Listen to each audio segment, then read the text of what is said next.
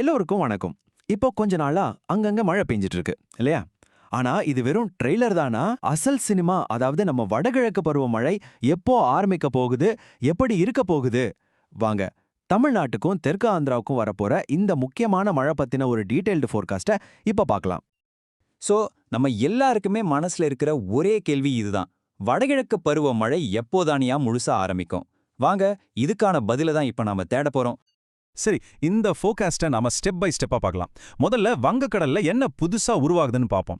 அப்புறம் இப்ப பேஞ்சிட்டு இருக்கிற மழை என்ன, அந்த சிஸ்டம் எப்போ ஃபார்ம் ஆகும், எங்கெல்லாம் மழை பிச்சு எடுக்க போகுது, கடைசியா ரொம்ப முக்கியமா ஏன் இந்த தடவை நாம ரொம்ப உஷாரா இருக்கணும், இது எல்லாத்தையும் ஒன்னொன்னா பார்த்துடலாம். ஓகே, முதல் செக்ஷனுக்குள்ள போலாம். இந்த பெரிய மழைக்கு என்ன காரணம்? சிம்பிளா சொன்னா, வங்கக்கடல்ல ஒரு புது லோ பிரஷர் சிஸ்டம் உருவாக போகுது. அதுதான் இந்த ஃபோர்காஸ்ட்ல ரொம்ப முக்கியமான பாயிண்ட் இதுதான். அக்டோபர் 3வது வாரம், அதாவது இன்னும் கொஞ்ச நாள்ல ஒரு புதுசா ஒரு குறைந்த காற்றழுத்த தாழ்வு பகுதி உருவாக போகுது. இதுதான் இந்த வருஷத்தோட வடகிழக்கு பருவமழைக்கு ஒரு அஃபிஷியல் ஸ்டார்ட்டா இருக்க போகுது. சரி, இந்த குறைந்த காற்றழுத்த தாழ்வு பகுதி அப்படின்னா என்ன? ரொம்ப சிம்பிள். அது ஒரு பெரிய வேக்யூம் கிளீனர் மாதிரி நினைச்சுக்கோங்க.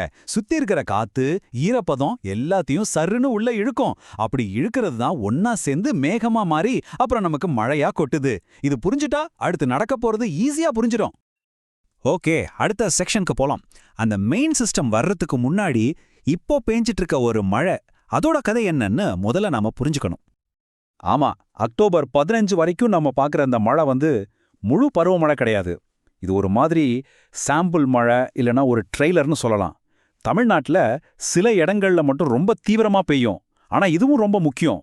ஏன்னா இந்த மழை தான் நிலத்தையெல்லாம் ஈரமாக்கி நம்ம ஏரி குளத்தையெல்லாம் இப்போதே நிரப்ப ஆரம்பிக்குது.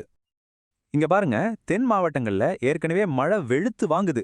மதுரை, திண்டுக்கல், விருதுநகர்னு இந்த ஏரியாக்கள்ல கொஞ்ச நாளா நல்ல மழை பெய்துட்டு இருக்கு. இது அந்த ப்ரீ மான்சூன் மழை தான். இதனால கிரவுண்ட் வாட்டர் லெவல் இப்பவே ஏறிட்டு இருக்கு. அதே மாதிரி தான் வேலூர், ராணிப்பேட்டை, திருப்பத்தூர்னு வட மாவட்டங்கள், உள் மாவட்டங்கள்லயும் நல்ல மழை பெய்திருக்கு. இதோட அர்த்தம் என்ன தெரியுமா?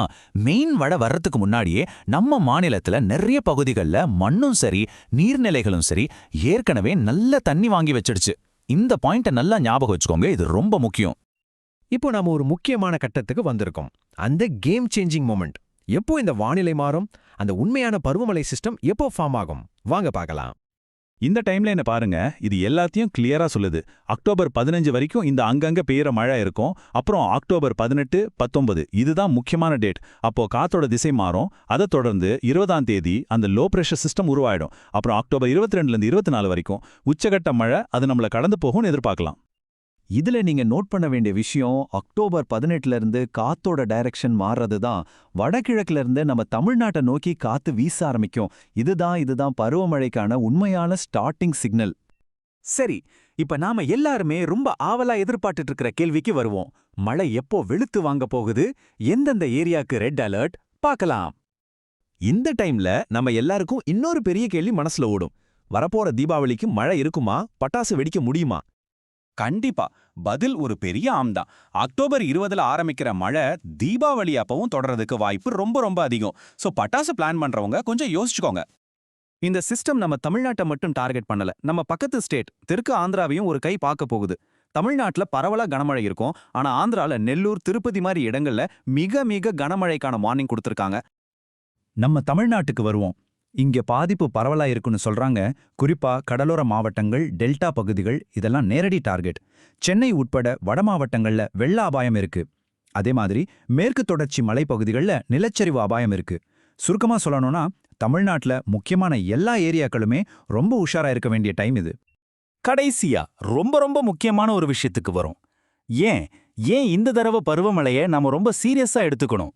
இந்த முழு பகுப்பாய்வோட முக்கியமான மெசேஜ் இதுதான். இங்கதான் ஒரு பெரிய சிக்கலே இருக்கு. உண்மையான அந்த பெரிய பருவமழை வர்றதுக்கு முன்னாடியே இப்போ பெய்கிற இந்த சின்ன மழையாலேயே நம்ம அணைகள், ஏரிகள், குளங்கள்னு எல்லாமே வேகமா நிரம்பிட்டு இருக்கு. இதுதான் இப்ப இருக்கிற பெரிய கவலை. இந்த ஒரு வரிய நல்லா கேட்டுக்கோங்க. அணைகள் நிரம்பினதுக்கு அப்புறம் பெய்யிற ஒவ்வொரு சொட்டு மழையும் ஆபத்து தான். யோசிச்சு பாருங்க நிலைமை எவ்வளோ சீரியஸ்னு. அதனால நாம நமக்குள்ளே கேட்டுக்க வேண்டிய கேள்வி ஒன்னே ஒண்ணுதான். ஒரு பக்கம் ஏற்கனவே நிரம்பிட்டு வர்ற நீர்நிலைகள், இன்னொரு பக்கம் வரப்போற தீவிர கனமழை. இது ரெண்டையும் சமாளிக்க நாம உண்மையிலே தயாரா இருக்குமா? யோசிங்க, பாதுகாப்பா இருங்க.